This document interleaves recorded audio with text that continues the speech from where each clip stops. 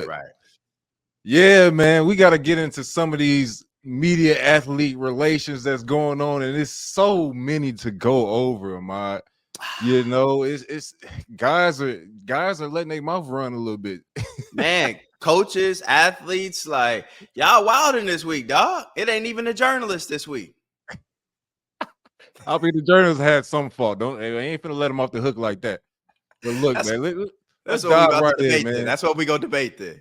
Let's dive right in, man. Come on. AJ Brown and the Mm-hmm. Eagles are undefeated, 4-0. Yeah.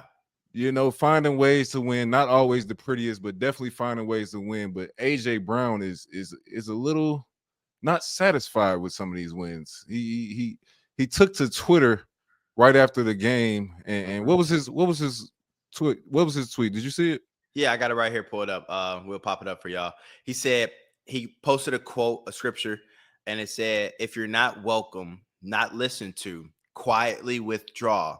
Don't make a scene. Shrug your shoulders and be on your way." Man, hey, look, he what after the game, he didn't say anything to reporters. He bolted out of the locker room, but he had What do that you to want him to say. say? What do I want him to? He don't got to say nothing. That's well within his right. He doesn't No, have it's to not. say He a, should say something a though. sir. He should say That's- something. What do you think he should say? I don't know, but he should say something. You're a captain of the team. You're a leader of the team. Y'all won the game. You should say something. You know, you ain't got to go up there and speak for 30 minutes. You know, just happy for the team. Glad we won. You know, like keep it cliche like y'all always do. Duh. So what's the point of doing that if it's just some cliche and it's really a waste of breath? Like Hey. Y'all give cliche answers 17 weeks out of the season. So don't try and make it when you don't get the ball enough. Now you don't want to give a cliche answer. Last week when he had over 100 yards and a touchdown, he came and gave some cliche answers. we give the cliche answers because we're made and forced to speak to you guys. It's like, come on now, like we're gonna run out of things to say after a while. Like, here, take this because you want it so bad. Look, as a former receiver, I understand where he's coming from. Like, as a former athlete, like, you know, tight end, like, well, it's a little bit different for you because, like, one of your best known attributes that they, you know, let you flourish in is blocking in the National Football League. But it's like you as a pass catcher, no, that's a pill you had to swallow when you got to the NFL coming from Carbondale, where you getting over 80 receptions a year, probably over 100 targets a year, to go to the NFL where you maybe got 15 targets, if that, your first year in the league or something like that. And so it's Not even. Right, exactly. You feel what I'm saying? So it's like for AJ Brown, you talking about a guy that's making $30+ million a year, just came off a Super Bowl. He's the number one wide receiver on the team. He's the captain of the team. And his targets this year, 28 targets in 4 games. So you divide that's 7 targets a game. Some could argue that's enough for a wide receiver one. Some could argue that's not. But the production, 14 catches, 151 yards, 1 touchdown. That's something AJ Brown does in 1 game. Like, so I don't know if y'all watching the film and stuff like that. Like, I know people are like, well, he had 9 targets this past week in a win versus the Buccaneers.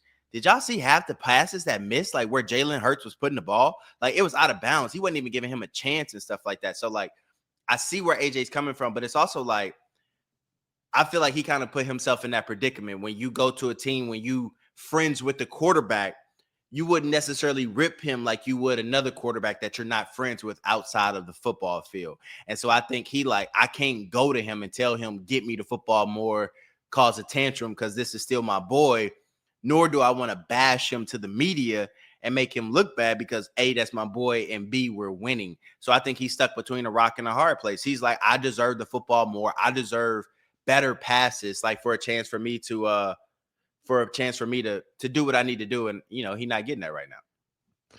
Yeah, man. And this ain't the first time that AJ is taken to social media and expressed his displeasure with what's going on. Even after the Super Bowl last year, he what he say?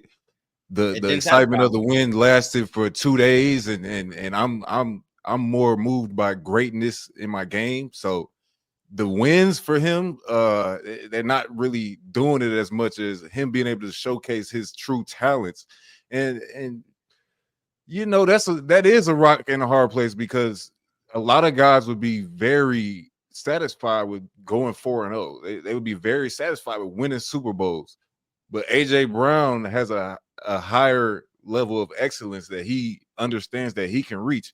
And I've seen this man in person, bro. Like it's nothing that anybody on that field can do to stop him. I've seen him on an everyday basis. So for him to have 2 catches for 7 yards in this past game, I understand the frustrations completely. I don't really necessarily agree with going to Twitter. Like if you want to have these conversations, let's have them within the building. Let's have them amongst each other.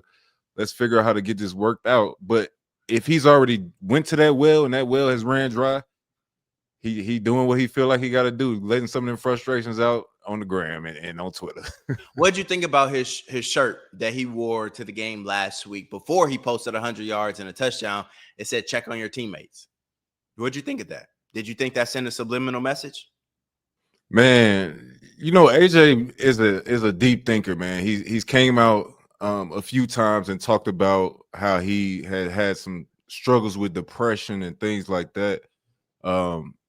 I don't necessarily think that's a subliminal message. I think that is something that he is a proponent of, mental health and making sure everybody around you is good.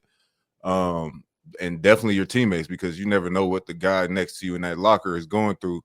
And a lot of us keep it quiet. So I feel like that's an important message to get across. And I'm not just going to write that off as a subliminal message. Right. All right. Well, AJ, I hope you get your love, man. I hope you get some targets. I hope you get more touchdowns. You deserve it.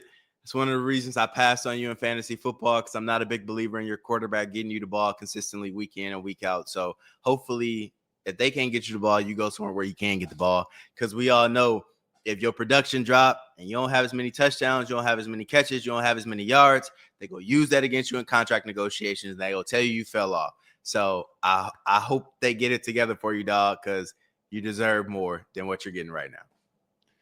He'll get everything that's coming to him, man, for sure, man. But